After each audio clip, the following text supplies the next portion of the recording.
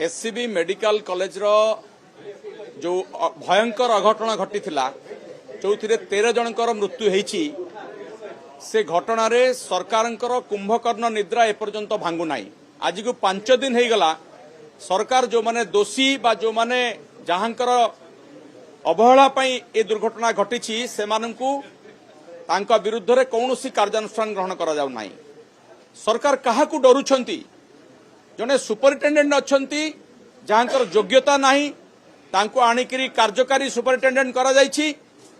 तांकर अवहेला सर्वाग्रे रही समस्ते जानिछंती जे से जने अयोग्य अपारग सुपरिटेंडेंट तांको घंटो घोड़ा जाउछि तांको ऊपर भी कार्यानुष्ठान हो नाही। आमे गोटिए कथा विरोधी दल भाव में ओडिशावासी आगे रखा चाहूँ जे ये सरकार खाली अपारग नुहे गोटे अभिशप्त सरकार आसी ओडिशा को।